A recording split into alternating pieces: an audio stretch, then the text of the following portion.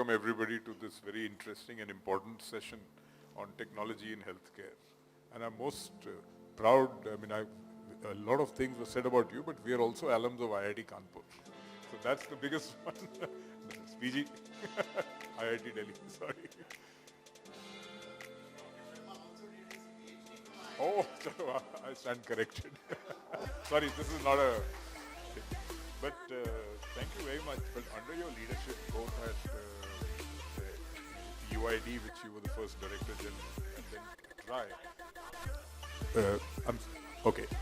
No, with your leadership, which you gave at TRI, and before that with UID to create the Aadhaar system. And what we've managed to see in telecom, like you, I'm sure you're going to tell us about the data prices and what the revolution that has happened. I'm hoping that, like UPI created such phenomenal advantages by removing friction in the financial system and giving, benefits to the financially disadvantaged, everybody can use it. With the national health stack that you're planning and you're deep inside, can we have a defining moment to fundamentally change the way healthcare is delivered to the country? It's a very wide question. Well, thank you very much, Arun. You have been my friend for a very long time. I see many of my friends here in the audience, Mr. Gupta, Professor Goyal, Balaji, Pradeep Gupta-ji, and many other familiar faces. So it's my privilege to be here today, this morning, to talking to you. I have been associated with DataQuest, and I was telling Pradeep that the first DataQuest award, which is called E-Champion of East India, was given to me in 2006. When I was, working as IT secretary in the state of Jharkhand, and I think I received this award in Calcutta. So I have been associated since last so many years. Of course, I have been in public service for now about 44 years. So I joined the Indian Administrative Service in July of 1978. So I think it completes 44 years in a couple of months now. Now, the question which you have asked, Arun, is extremely important question. And I am one of those persons who has believed that technology, especially the information and communication technology, can solve many of the India's hard problems. So that, and that has happened. There are examples. UPI is one example which you just now said. Aadhaar is another example, and there are many products built on top of Aadhaar, commonly known as the India stack products, which is electronic KYC, authentication, digital signatures, digital locker, consent artifact. Many things have been built on top of Aadhaar. So they are scalable, they are robust, they are frugal, interoperable. There are many attributes in India. For an country like India, which is actually not, in some sense, it's more than many countries in the world. The diversity, the languages, it's absolutely, and of course the digital divide issues, they are there. So basically, if you build something for this country, it has to be inclusive. It has to be, inclusive must be in terms of, digital haves and digital have-nots, and at the same time, it should also cater to multiple languages and multiple levels of, functional literacy. So that is there. What I feel is that the last 2 years of pandemic have really been extremely disastrous for the entire world. But if there is one thing which is a positive aspect of this pandemic, that is digital. I think all of us have learned to use video conferencing. This is probably the first meeting I am having which is physical. Otherwise, we were all meeting digitally, virtually. That has become the norm. And in fact, now my engagement pad says in person. If it is not in person, which means default is virtual. So that way, I think this is one positive aspect of this period of 2 years, that we have learned to use digital. Today, people are talking to their family members on video calls. A laborer from Bihar working in Delhi in the evening talks to his wife and his children on video calls. Data prices are cheap. They are ubiquitous. 4G connectivity is there throughout the country. So I think we have all the enablers. Similarly, there are multiple, digital public goods which this country has created, which are horizontal public goods, which provide, for example, payment. Now, payment is a horizontal public good which can be plugged into anything. Similarly, identity is certainly a horizontal public good. Now, these enablers being in place, the ubiquitous connectivity being there in the country, then people having got the habit of using technology, I think what is required is basically putting in place a mechanism as an architecture where people can interact with their doctors, with their service providers in a seamless manner, in an interoperable manner. And that's what the digital mission which we are currently doing and which the Honorable Prime Minister launched on 27th of September last year, the Ayushman Bharat Digital Mission, that's what it seeks to do. It seeks to leverage technology to deliver health services in an affordable, ubiquitous and quality manner. There are three, important ingredients of health services, which is basically it should be affordable, it should also be available or accessible, and finally it should be of quality. And I think all three of these parameters will basically be enhanced using digital. So for example, using interoperable video consultation, you will not have to travel and you will be able to consult with your doctor sitting at home. Productivity of the doctor will also go up, your travel bill will go down, and you will not have to have that torture of coming and taking some room in Dharamsala near AIMS and sort of waiting for 6 days or 7 days to enter into the OPD of All India Institute of Medical Sciences. So that's one part. Similarly, the digital prescriptions, the digital delivery of drugs, many things will happen. So essentially what we have created a system of horizontal, what is called the records, personal health records, longitudinal personal health records. We have created a digital, prescription system. We have created a consent artifact whereby I can share with consent my health records with the doctor. So all the building blocks of that mission are in place. And we have the Ayushman Bharat health account. The Prime Minister announced that every Indian will have a health account. So essentially, and will be able to have the health records in his mobile. And that's what we have done, what we call Ayushman Bharat health account, the Aadhaar numbers. And we already have 22 crore people in this country having the Aadhaar numbers. So I think the whole thing is in place. What is required, however, and there we will seek help from you and our friends here, is essentially adoption, accelerating the adoption of these technologies. And I think if you do digitization, adoption in the health sector, it can really transform the delivery of health services, because not only will it make lives of doctors, hospitals, patients easy, it will also provide wonderful inputs to the policy makers, the health policy making. So we will have a data-driven policy making. Which disease is happening where, which pandemic is rising where, and all those things will come because there'll be a huge amount of data. As such, the Ayushman Bharat PMJY, we are generating 1 million health claims per month. And that's a huge amount of data. And if we sort of use it, anonymize it and use it, it can give a great policy direction. So I feel everything is in place. What is required is accelerating this whole effort, and all of us should come together, because I always say, and that may not be, it is not to disparage what we have done in Aadhaar, but to say that Aadhaar was relatively simpler to execute than this mission, because in Aadhaar you have only two stakeholders. The person who was wanting an identity and the entity which is giving identity, which is the government.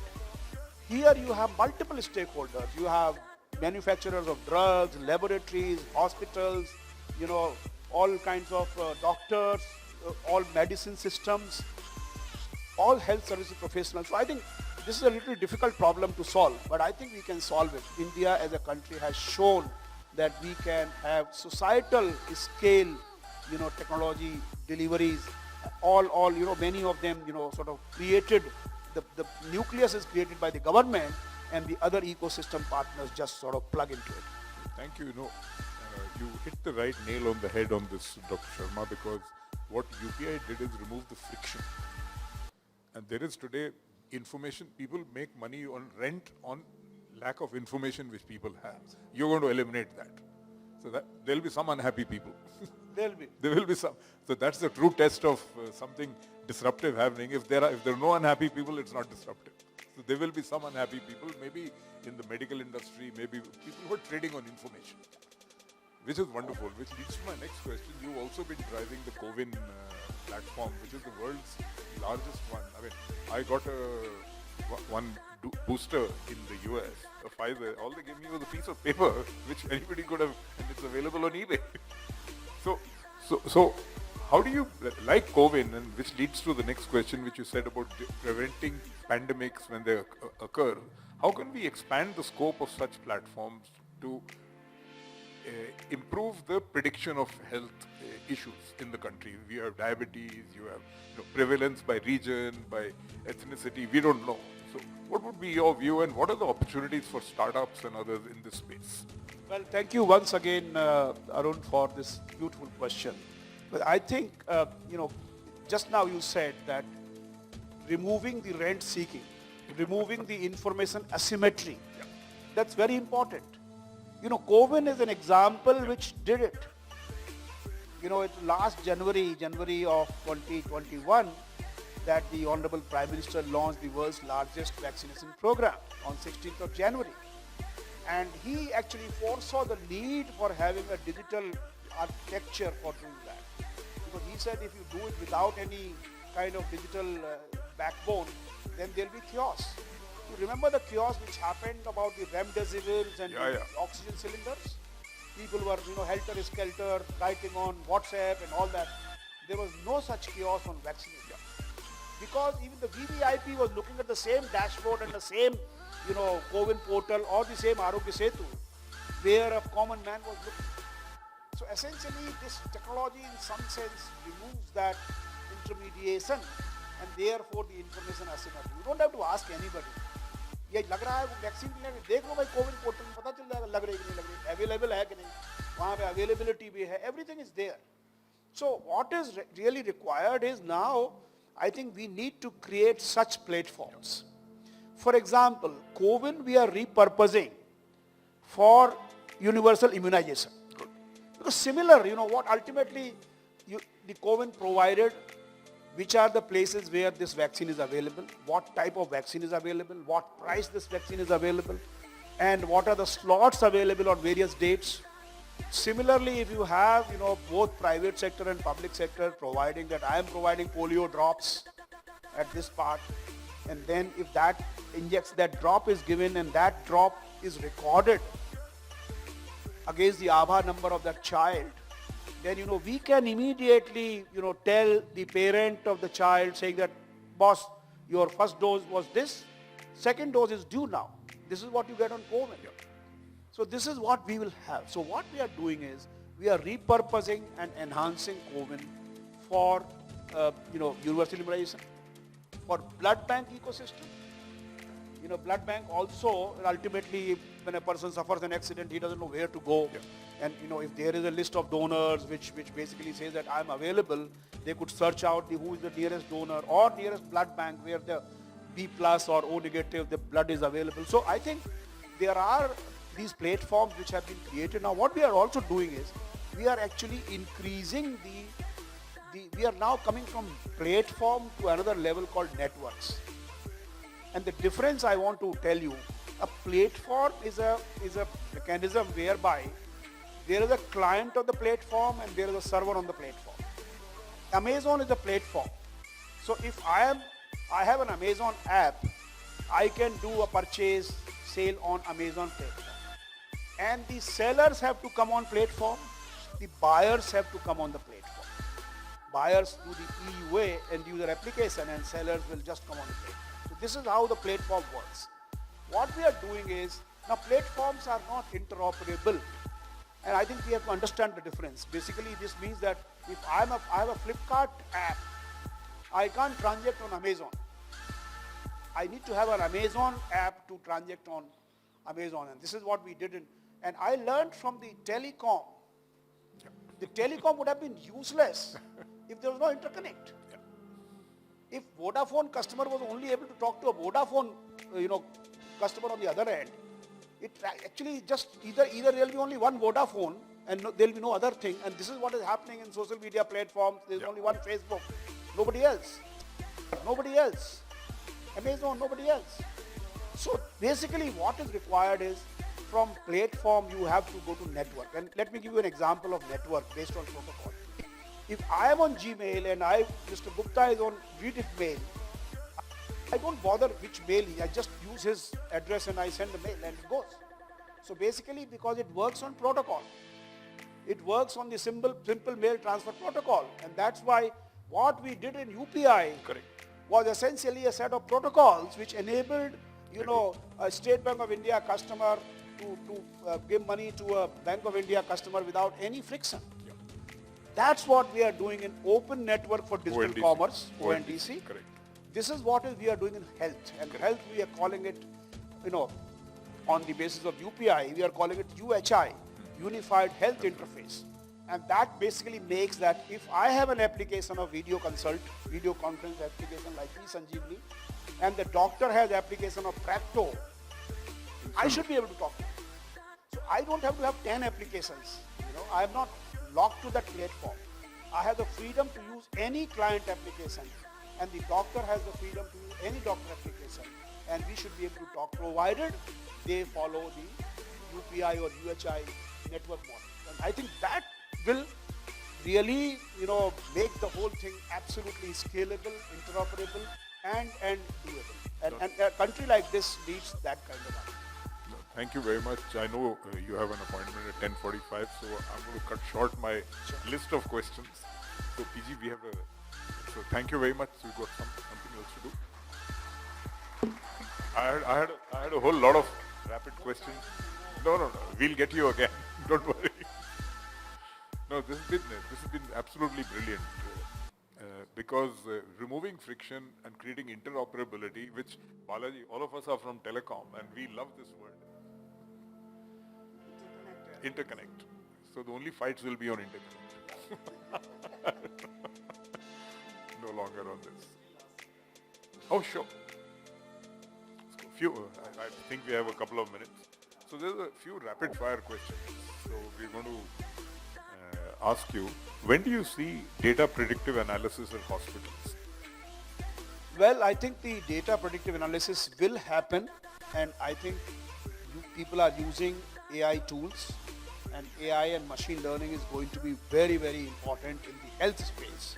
And what we are enabling is basically we want to have these AI engines offering software as service, which means I can just plug in an X-ray and I can get the report. Not really I have to buy the AI engine, but I use it as a like an API. Service. Like an API. Thank you. What about the question, robots for second opinions?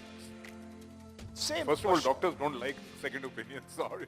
Maybe the robot will help everybody. Yeah. In fact, AI also can be used for second opinions. Robots can, I'm not sure as to how robots will provide the second opinion.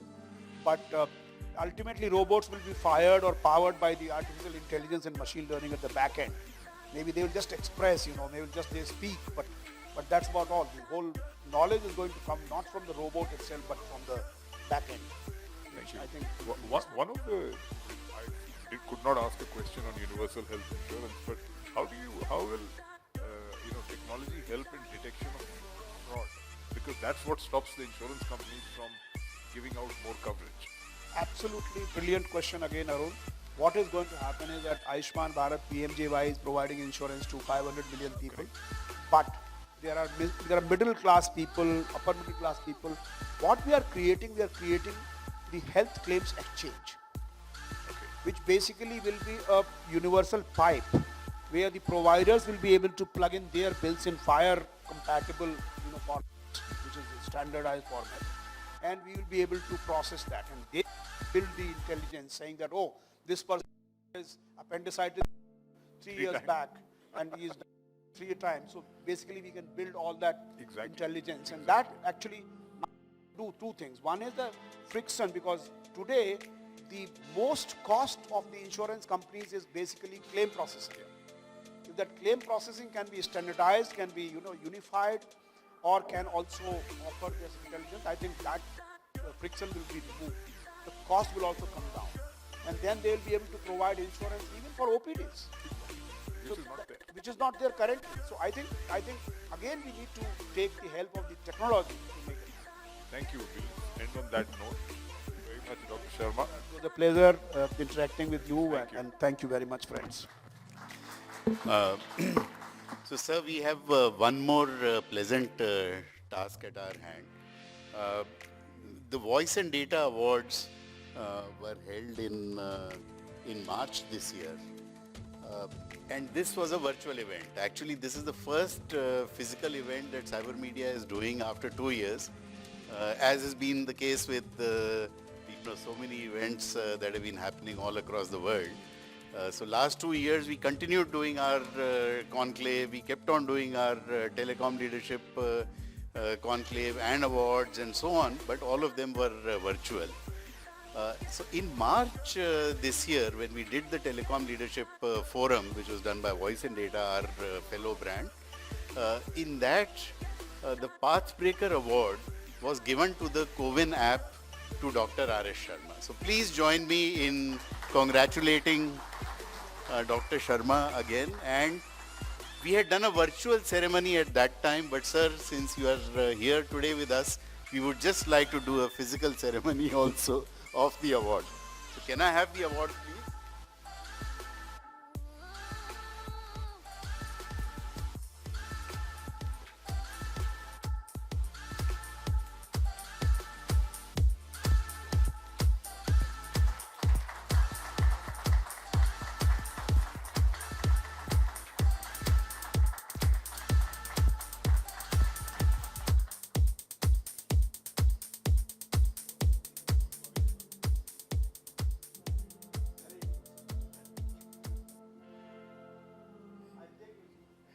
Thank you very much, sir, and so nice of you. It was really wonderful having you with us today.